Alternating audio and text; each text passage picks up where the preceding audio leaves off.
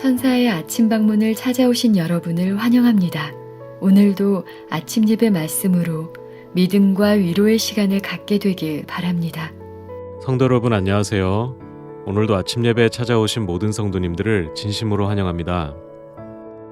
오늘부터 장성한 자에 대한 특별한 말씀이 이어집니다. 이 시간 성경이 말하는 장성한 자가 어떤 경험을 하게 되는지 배우고 참된 사랑의 뜻을 깨닫고 의를 사모하는 모든 성도님들 되시길 간절히 바랍니다. 이제 기도하겠습니다. 하늘에 계신 아버지, 오늘도 우리에게 귀한 하루를 선물하여 주시고 아침 예배로 인도해 주심에 감사드립니다. 이 시간 성령 하나님 함께 하여 주셔서 오늘 말씀을 통해서 성경이 말하는 참된 사랑을 알게 도와주시고 성경에서의 진짜 사랑과 사탄이 만든 가짜 사랑을 분별할 수 있는 분별력을 허락하여 주시옵소서. 혹시 하나님에 대한 오해로 근심과 걱정에 억눌린 영혼들이 있다면 그들의 마음을 위로하여 주시고 진리의 빛으로 양심을 새롭게 하셔서 감사와 기쁨으로 다시 전진할 수 있도록 인도하여 주시옵소서. 감사드리오며 예수님의 이름으로 기도드립니다. 아멘. 바울은 그리스도의 장성한 분량까지 나가라 호소하셨습니다. 그런데 이 장성한 분량까지 나가는 것, 이 장성한 분량이 어떤 것이고 그 경험이 무엇인지 우리가 알아야 하는 것입니다. 에베소 4장 13절 보겠습니다. 에베소 4장 13절. 우리가 다 하나님의 아들을 믿는 것과 아는 일에 하나가 되어 온전한 사람을 이루어 그리스도의 장성한 분량이 충만한 데까지 이르리니. 자, 바울이 말씀하셨습니다. 하나님을 믿으면 그리스도의 장성한 충만한 데까지 이른다고 지금 말하고 있는 것입니다. 성도 여러분, 우리가 어떤 복음을 통해서 이 경험에 들어갈 수 있을까요? 우리를 그리스도의 장성한 분량까지 이끌어주는 그 복음은 도대체 무엇입니까? 생명이 태어나면은요, 반드시 성장합니다. 성장하지 않는 생명은 죽은 것입니다. 자라지 않는 생명은 비정상입니다. 문제가 있는 것입니다. 하나님을 아는 지식도 자라야 되고 경험도 자라야 하는 것입니다. 자라지 않는 것은 문제가 있는 것입니다. 자, 그런데 우리가 한 가지 좀 여기서 짚고 넘어가야 할 것이 있는데, 성장해야 된다, 자라야 된다, 장성한 분량까지 가야 된다, 그렇게 반드시 돼야 된다, 이렇게 말만 하고 강조만 하는 것은 소용없다는 것이죠. 거기서 끝나면 오히려 그것은 우리에게 큰 짐이 될 수밖에 없는 것입니다. 방법을 모르니까요. 구체적인 설명이 필요합니다. 이 문제는 장성한 자로 성장하려면 무슨 경험을 해야 되는지, 어떻게 해야 되는지 반드시 보여주어야 하는 것입니다. 그것이 승리의 복음입니다. 승리의 복음은 반드시 방법을 수만하고 있는 것입니다. 자, 고린도전서 13장에서 이 바울이 어떻게 장성한 데가 지는지 정확하게 보여줍니다. 그래서 오늘 우리가 바울이 장성한 자가 무엇이고 어떻게 되는지를 보여주는 그 방법 그대로 하나님의 말씀을 순서대로 좀 살펴보려고 합니다. 바울은 고린도전서 13장에서 사랑이 무엇인가에 대해서 쭉 설명하고 내려가다가 마지막에 가서 장성한 자라면 바로 이 사람이야, 이렇게 설명하는 것입니다. 바울의 논리가 이해가 되십니까? 자, 그래서 제가 이런 질문을 드립니다. 바울이 고린도전서 13장에서 장성한 자의 경험을 설명하는 논리가 무엇입니까? 바울은 먼저 사랑이 무엇인지 보여주고 그리고 나서 거기서부터 장성한 자로 나가는 것입니다. 그래서 사랑을 장성한 자와 깊이 연결시키는 것입니다. 그러므로 우리가 사랑을 정확하게 알아야 됩니다. 그래야 장성한 자가 나오는 것입니다. 자, 이제 고린도전서 13장의 말씀을 하나하나 살펴보도록 하겠습니다. 바울은 먼저 아무리 방언하고 천사의 말을 해도 사랑이 없으면 아무것도 아니라고 했습니다. 여러분들 이 말씀 기억하시죠? 또 예언을 하고 계시를 봐도 또 심지어 산을 옮길 만한 믿음이 있을지라도 사랑이 없으면 아무것도 아니라고 했어요. 믿음이 있어서 산을 옮겨요. 그런데 사랑이 없으면 아무것도 아니라는 거예요. 또 내가 갖고 있는 모든 것으로 남을 구제해도 사랑이 없으면 아무 소용없다고 그랬습니다. 놀랍죠? 내가 가진 모든 것을 던져서 남을 구제하고 도와주는데 사랑이 없으면 소용이 없다. 이게 도대체 무슨 말인가? 내 몸을 불사르는데 내어질지라도 사랑이 없으면 아무 유익이 없다고 했습니다. 성도 여러분, 우리가 이 말씀을 어떻게 받고 이해해야 될까요? 분명한 것은요, 성경의 사랑은 오늘날 사람들이 생각하는 그런 사랑이 아닙니다. 이 말씀을 봐서도 분명하게 나오죠. 성경의 사랑은 드라마나 영화가 말하는 어떤 다큐멘터리가 말하는 사랑이 아니에요. 자, 질문 드리죠. 사랑이 무엇입니까? 성경이 말하는 사랑은 어떤 것입니까? 성경의 사랑에는요, 의의 원칙이 그 중심에 정확하게 세워져 있습니다. 여러분들 그거 아십니까? 고린도전서 13장을 이제 살펴보도록 하겠습니다. 사랑장이죠. 사랑은 오래 참고, 사랑은 달콤한 것이 아니에요. 사랑은 오래 참는 것입니다. 오래 참으려면 어떻게 돼요? 성령과 말씀을 붙잡고 자기를 부인하고 육체를 십자가에 못 박아야 되는 것입니다. 이런 의의 원칙이 세워져야만 오래 참는 사랑이 나온다는 것입니다. 계속해서 읽어보죠. 사랑은 온유하며, 온유한 자로 이 세상을 살아가려면 어떻게 돼요? 성령을 통해서 내 자신을 부인하고 육체를 십자가에 못 박아야 되는 것입니다. 이 의의 원칙이 세워져야만 온유한 자가 될 수 있는 것입니다. 계속 읽겠습니다. 투기하는 자가 되지 않으며 사랑은 자랑하지 아니하며 교만하지 아니하며, 시기 질투하지 않고 자랑하지 않고 교만하지 않으려면 어떻게 돼요? 자기를 부인하고 겸손하게 낮출 줄 알아야 됩니다. 말씀과 성령의 역사가 이루어져야 되는 것입니다. 그래야만 사랑이 나온다는 것입니다. 성도 여러분, 사랑은 느낌이나 감정이 절대 아닙니다. 사랑은 의의 원칙입니다. 말씀과 성령의 감동으로 마음의 의의 원칙이 세워져야만 사랑이 나온다는 것입니다. 제가 이것을 얼마나 여러분께 강조해야 될지 모르겠습니다. 사랑에 대한 허상을 버리세요. 자, 5절 읽겠습니다. 사랑은 무례하게 행하지 아니하며 자기의 유익을 굳이 아니하며 성내지 아니하며 악한 것을 생각지 아니하며. 사랑이 무엇입니까? 무례하게 상대방을 대하지 않는 것입니다. 수치스러운 짓을 않겠다는 원칙이 세워져야 됩니다. 내 유익과 내 이기심을 만족시키는 삶을 나는 살지 않겠습니다 하는 이 원칙이 마음에 새겨져야 됩니다. 나는 내 인생 속에서 악한 계획을 세우지 않겠습니다 하는 이 원칙이 새겨져야 되는 것입니다. 그런 사람들이 사랑을 할 수 있다고 말하는 것입니다. 성도 여러분, 이 의의 원칙이 세워지지 않는 사람이 사랑하고 나누고 베풀고 봉사하고 구제하면 어떻게 될까요? 교만하게 되고 자기 의를 세우게 된다 하는 것입니다. 그래서 의의 원칙을 말하고 있는 것입니다, 바울이. 자, 질문 드리죠. 오늘날 교회 안에 두 복음이 있는데 사랑은 어떤 복음에서만 나올 수 있습니까? 하는 질문입니다. 자, 사랑은 어떤 복음에서만 나올 수 있습니까? 자기를 십자가에 못 박으라고 요구하는 복음에서만 나올 수 있다는 것입니다. 다시 말해서 우리를 말씀과 성령께 굴복시키는 이 복음에서만 사랑이 가능해진다는 것입니다. 성도 여러분, 여러분이 붙잡고 있는 그 복음의 가치를 이해하시겠습니까? 그 복음에서 사랑이 나오는 것입니다. 사랑에 대한 오해가 참 많이 있죠. 바울은 사랑은 성내지 않는 것이라고 말했습니다. 자, 사랑은 그러면 전혀 화를 내지 않을까요? 오해하면 안 됩니다. 왜 화를 내는가, 무엇 때문에 화를 내는가가 중요한 것입니다. 주님께서 성전에서 상을 뒤집으면서 분노하셨습니다. 또 모세가 십계명 돌비를 던지면서 분노했습니다. 인간의 눈으로 볼 때 그것은 분노했습니다.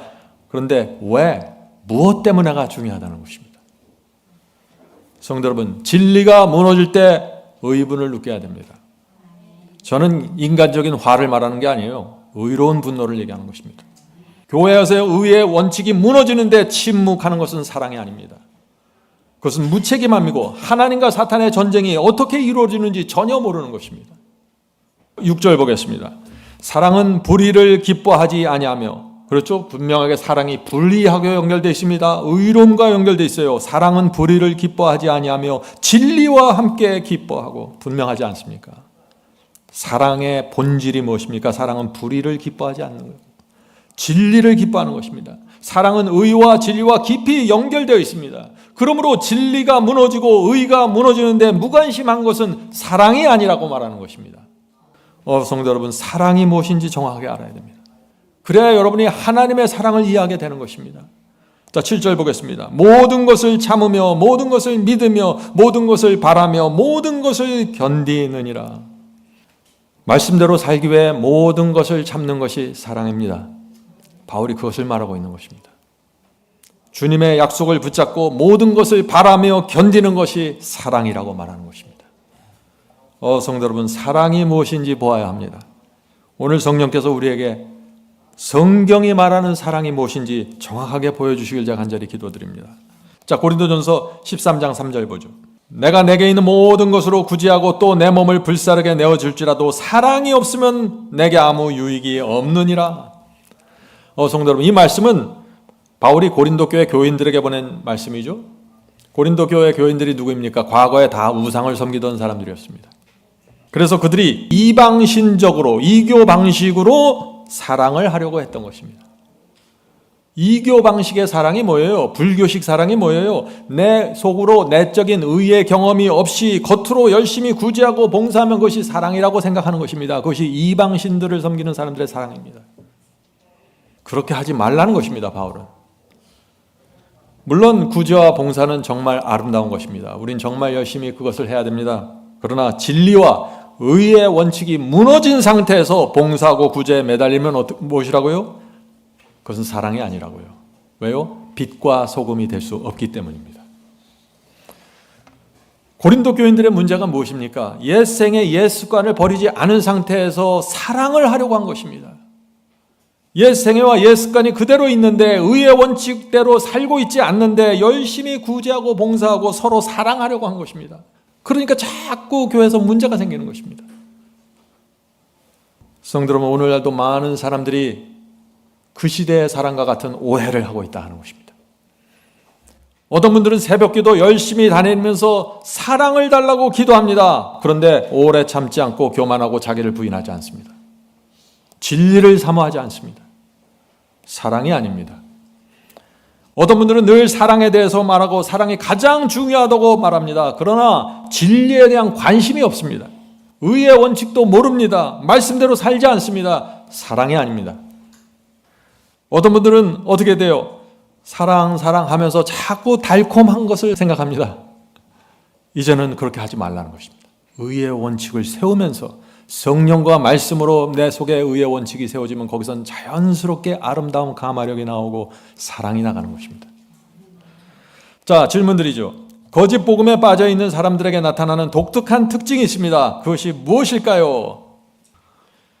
신앙과 삶이 럭비공처럼 이리저리 튑니다. 제 말 무슨 말씀인지 아시죠? 신앙과 삶이 럭비공처럼 튄다. 럭비공이 어때요? 이렇게 찌그러진 공이죠. 짱구처럼 생겼어요. 떨어뜨리면 어디로 튈 줄 모릅니다. 럭비공입니다. 그것이. 거짓 복음을 믿으면은요, 정확한 복음으로 들어가지 않으면 우리의 삶과 신앙이 그런 모습이 된다는 것입니다. 새벽 예배 드릴 때 번 뜨겁고 열정적이에요. 근데 예배가 끝나면 전혀 다른 모습으로 살아가는 것입니다. 럭비공입니다. 앞뒤가 맞지 않고 일관성이 없습니다. 손을 들고 찬양할 때, 교회에서 찬양할 때 보면 정말 놀랍습니다. 정말 주님을 사랑하는 것처럼 보입니다. 성령 충만하게 보입니다. 그런데 실제로 교회 밖에 나가서 살아가는 모습을 보면 이기적이고 세속적입니다. 럭비공입니다.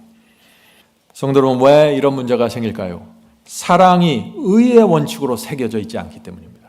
사랑이 그냥 감정이고 느끼는 것이 되어버리고 말았습니다. 성도 여러분, 이 바울이 고린도전서 13장 처음부터 쭉 사랑을 설명하다가 11절에 가서 드디어 그리스도의 장성함을 말하기 시작합니다. 1절부터 10절까지 사랑이 무엇인지 설명하고 11절부터 장성한 자가 되어야 한다고 호소하는 것입니다.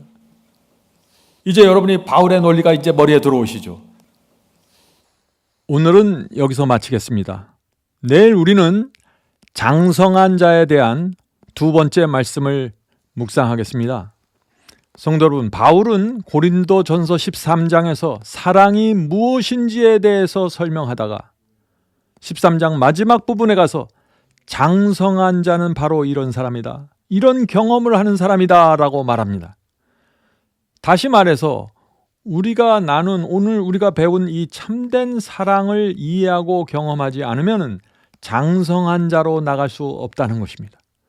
그런 면에서 오늘 우리가 나눈 말씀은 정말 중요한 말씀입니다. 성령께서 우리에게 장성한 자로 가는 정확한 길을 보여주시길 간절히 바랍니다. 이제 기도하겠습니다. 하늘에 계신 아버지, 저희가 장성한 자로 성장하기 원합니다. 주님의 모습을 더 잘 나타내기 원합니다. 인도해 주시옵소서. 주여, 진리와 사랑이 함께 간다는 이 바울의 말씀을 잘 이해하게 도와주시옵소서. 의의 원칙이 무너진 상태에서는 하나님의 사랑이 나타날 수 없다는 사실을 저희 마음에 깊이 깨닫게 축복해 주시옵소서. 주여, 오늘 우리가 배운 이 바울의 말씀처럼 사랑은 불의를 기뻐하지 아니하며 진리와 함께 기뻐한다는 이 진리를 저희 마음에 새겨 주시옵소서. 그래서 저희가 주의 말씀대로 이 세상을 빛과 소금으로 살아갈 수 있도록 축복해 주시옵소서.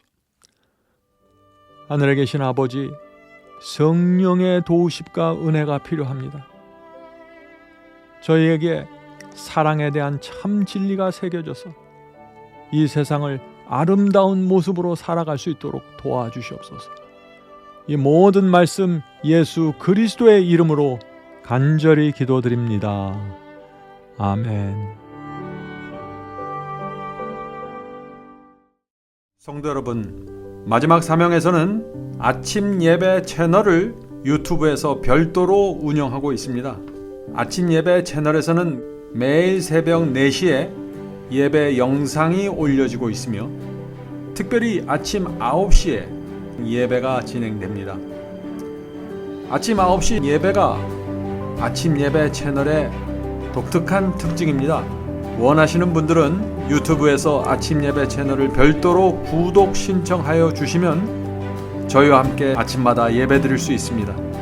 매일 아침마다 하나님의 말씀으로 저희 모두가 주 앞에 나와 예배 드리는 신앙으로 함께 나가게 되길 간절히 바랍니다. 감사합니다.